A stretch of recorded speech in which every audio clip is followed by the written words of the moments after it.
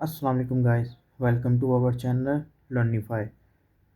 आज हम लोग स्टार्ट करेंगे नाइन्थ क्लास का चैप्टर नंबर 1 मैट्रिक्स।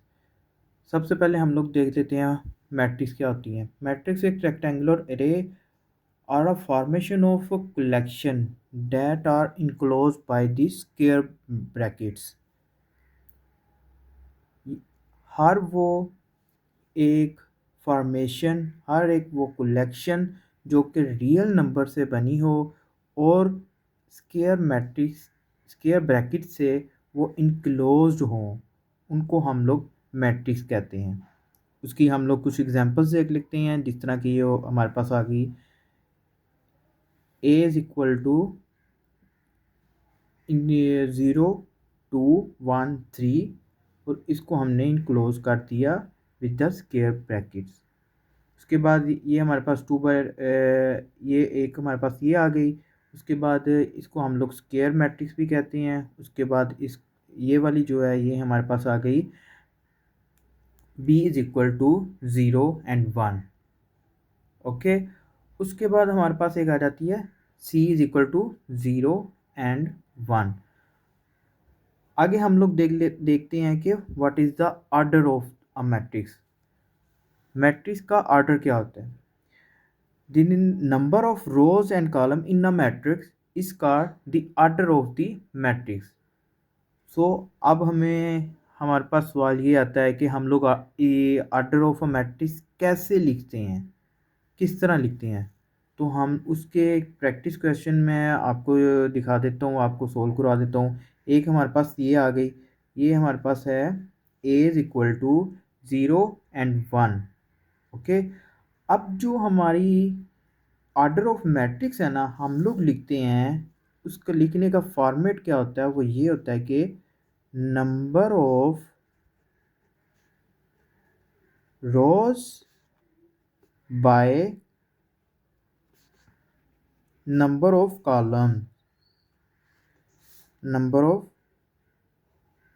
कॉलम्स।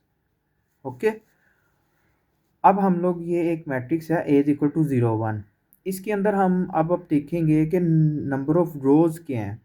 ठीक है, और अब ये नंबर ऑफ रोज फाइंड करने के लिए हम लोग क्या देखते हैं, all entries in a horizontal way. Okay, horizontally जितनी भी इसकी एंट्रीज होंगी, जितनी इसकी लाइंस होंगी, उतनी हमारे पास नंबर ऑफ रोज होंगे। ठीक है, इस कंडीशन में हमारे पास नंबर ऑफ रोज कितनी हैं, 1 and 2। तो इसका ऑर्डर हमारे पास किस तरह लिखा जाएगा, 2 बाय, अब हमने देखना है कॉलम कितने हैं। नंबर ऑफ कॉलम्स क्या होते हैं, नंबर ऑफ कॉलम्स होते हैं हमारे पास all entries presented in vertical way मतलब के दिस वे। तो इस वे में हमारे पास कितनी एंट्रीज हैं, हमारे पास सिर्फ एक एंट्रीज हैं ये। ओके, तो हम लोग क्या करेंगे, आगे 1 लिख देंगे। इसका ऑर्डर क्या आ गया, 2/1। ओके, सेम इसी तरह हमारे पास बी आ जाता है। इसका ऑर्डर क्या हो गया, 1 2 लिख दिया हमने। Number of rows is equal number of two rows is equal to 2 आ गया। उसके बाद नंबर ऑफ कॉलम्स कितने हैं, 1 and 2/2 आ गया। सेम इसी तरह हमारे पास आ जाता है सी के लिए भी आ जाता है, सी इज इक्वल टू 0 1 और इसका भी 1/2 आ गया। उसके बाद हम लोग आगे देखते हैं कि इक्वल मैट्रिक्स क्या होती हैं। तो यहाँ पे हम लोगों ने इक्वल मैट्रिक्स चेक करने के लिए हम लोग क्या करते हैं कि हम लोग दो कंडीशंस को देखते हैं। सबसे पहले दो मैट्रिक्स हमें दी गई हों, उनके अंदर हम लोग देखते हैं दो कंडीशंस को। अगर वो दो कंडीशंस जो हैं वो फुलफ़िल कर रही होती हैं वो वाली मैट्रिक्स, तो हम लोग कहेंगे ये दोनों मैट्रिक्स आपस में इक्वल हैं। अदरवाइज़ ये इक्वल नहीं है। वो दो कंडीशंस कौन सी हैं, पहली कंडीशन हमारे पास आ जाती है the number of order of A. यहाँ पे कोई भी नेम आ सकता है, ए मैंने एक जेनेरिक लिया है, इसलिए the order of A is equal to the order of B. सबसे पहले तो दोनों का आर्डर जो है वो सेम होना चाहिए। The second one is corresponding entries are same. अब यहाँ पे हमारा सवाल ये उठता है कि कॉरस्पॉन्डिंग एंट्रीज क्या होती हैं। वो होता है कि इसकी पहली मैट्रिक्स ऑफ ए की जो पहली एंट्री है वो इसकी पहली एंट्री के इक्वल होना ज़रूरी है, राइट। अब हम यहाँ पे ये कुछ एग्जांपल्स हैं नीचे, वो सोल्व करते हैं कि क्या ये वाली ए मैट्रिक्स क्या बी मैट्रिक्स के इक्वल हैं। तो देखते हैं, पहले आर्डर ऑफ लिख लेते हैं A matrix. Order of matrix A, वो पीछे मैंने आपको बताया है कि आर्डर कैसे फाइंड करते हैं। तो इसका हमारे पास ऑर्डर आ जाएगा 2/1, 2/1। और अब हमारे पास आ जाता है order of matrix B. Order of matrix B, order of matrix B हमारा क्या होगा। आर्डर ऑफ मैट्रिक्स बी यहाँ से हम लोग फाइंड करेंगे, वो हमारा आ जाता है 1/3, 1/3। अब अगर हम लोग सबसे पहली कंडीशन आप देखेंगे, order of A is equal to order of B, ये वाली कंडीशन हमारी ट्रू हो रही है, नहीं हो रही। तो इसका क्या मतलब हुआ, A is not equal to B. Same इसी तरह हम लोग इस वाली कंडीशन को चेक करते हैं, ये देखते हैं कि क्या सी जो है वो डी के इक्वल है। तो देखते हैं इसका ऑर्डर क्या है 2/2, इसका ऑर्डर क्या है 2/2, और इसकी पहली एंट्री जो है वो पहली एंट्री के इक्वल है, ठीक है। दूसरी एंट्री दूसरी वाली एंट्री के इक्वल है, बिल्कुल है, ठीक है। तीसरी एंट्री के इक्वल है, बिल्कुल है। ये इसलिए मैं कह रहा हूँ है क्योंकि 1+1 2 होता है। ये जो फाइनल फॉर्म है इसकी, ये आ जाएगी 1 3 2 4। तो इसकी भी 1 3 2 4 है, लिहाजा सी जो है वो डी के इक्वल है। ये आ गया हमारा इक्वल मैट्रिक्स। अब हम लोग एक्सरसाइज 1.1 की तरफ जाते हैं। एक्सरसाइज 1.1 के अंदर जो क्वेश्चन नंबर 1 है उसके अंदर हमें उन्होंने ये पूछा है कि आप जो सवालात दिए गए हैं उनका आर्डर लिखना है, सिर्फ और सिर्फ आर्डर लिखना है हमने। तो उसमें कुछ पार्ट्स जो है मैंने सोल्व किए हैं, जिस तरह के ये हो गया ए इज इक्वल टू ये आ गया। इसका आर्डर कैसे निकालते हैं पहले भी आपको एक्सप्लेन किया, आप दोबारा से एक्सप्लेन कर देता हूँ।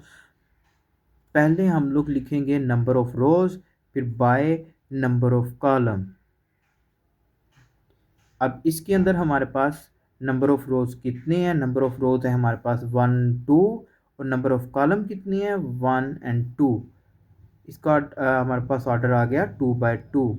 अब इसके जो इसी सवाल का पार्ट नंबर 4 है उसके अंदर हमारे पास ये एक मैट्रिक्स दी गई है, इसका ऑर्डर जो है वो है 3/3। वो किस तरह, ये नंबर ऑफ रोज़ आ गए हमारे पास, ये नंबर ऑफ कॉलम आ गए। नंबर ऑफ रोज़ कितनी है 1 2 3, और नंबर ऑफ कॉलम कितने हैं 1, इसलिए 3/1 आ गया।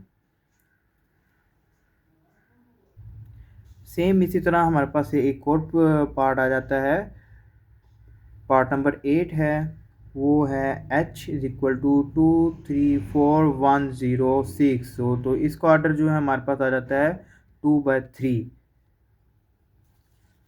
अब आगे हम लोग देखते हैं क्वेश्चन नंबर 2 की तरफ बढ़ते हैं। क्वेश्चन नंबर 2 हमारे पास है, उसके अंदर हमने ये बताना था कि कौन ये बताएं कि इन ये जो नीचे मैट्रिक्स दी गई हैं उनमें कौन सी किसके इक्वल है। तो उसके मैंने आंसर नीचे लिखे हैं, A is equal to C, B is equal to I, E जो है वो एच के भी इक्वल है, जे के भी इक्वल है, ये तीनों आपस में इक्वल हैं। उसके बाद एफ इज इक्वल टू जी है। वो किस तरह चेक किया आपको मैंने एक्सप्लेन कर दिया है। सो यहाँ पे आगे हमारे पास आ जाता है क्वेश्चन नंबर 3।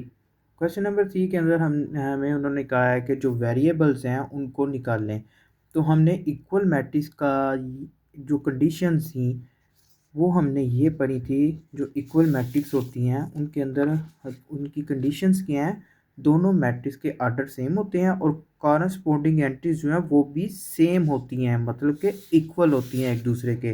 तो हम लोग ये उन्होंने यही कहा है कि ये दोनों मैट्रिक्स आपस में इक्वल हैं, तो और इनकी जो कॉरस्पॉन्डिंग एंट्रीज हैं वो भी इक्वल हैं बाय द डेफिनेशन। तो हम लोग इसका क्या करेंगे, हम लोग सिंपल इसका लिख देंगे a plus C is equal to 0। एक हमारे पास ये इक्वेशन आ गई। उसके बाद हमारे पास आ गया a plus 2b is equal to -7। उसके बाद c minus 1 is equal to 3। उसके बाद 4d minus 6 is equal to 2d। ये हमारे पास question number 2, question number 3 and equation number 4। Okay, अब हम लोग क्या करेंगे, by using the equation 3 we will find this c. How? c minus 1 is equal to 3, c is equal to 3 plus 1, c is equal to 4। अब हमारे पास c आ गया 4 के equal. अब हम लोग क्या करेंगे, by using equation 4 we will find d। 4d minus 6 is equal to 2d। 4d is equal to sorry ये 2d इधर चला जाएगा, ये माइनस हो जाएगा, -2d इज इक्वल टू 6 आ गया। उसके बाद 2d इज इक्वल टू 6 आ गया और हमारे पास इस d आ जाएगा, d इज इक्वल टू 3। ठीक है, आगे हमारे पास इक्वेशन आ जाती है equation number 1, a plus C is equal to 0। a plus C की वैल्यू हमने निकाल ली थी, वो है 4 और हम लोग 4 जो है इधर पुट कर देंगे इज इक्वल टू 0। ए हमारे पास इज इक्वल टू आ गया -4। ए इज इक्वल टू हमारे पास -4 के आ गया। उसके बाद हमारे पास ए भी आ गया है, सी भी आ गया, डी भी आ गया। अब हमने निकालना है बी। वो कहाँ से निकलेगा, इक्वेशन नंबर 2 से। तो हम लोग उस इक्वेशन को लिखेंगे 2b इज इक्वल टू -7। ए की वैल्यू पुट करो, ए की वैल्यू -4 प्लस 2b आ गया -7। उसके बाद ये -7 उधर चला जाएगा, 2b is equal to -7 plus 4। 2b equal to ये हमारे पास आ जाएगा -3। तो b हमारे पास -3/2 आ जाएगा। ओके, हमारे पास b जो है वो ये आ गया। उसके बाद a हमारे पास ये आ गया, c हमारे पास ये आ गया और d हमारे पास ये आ गया। तो ये थी आज की हमारी वीडियो एक्सरसाइज नंबर 1.1।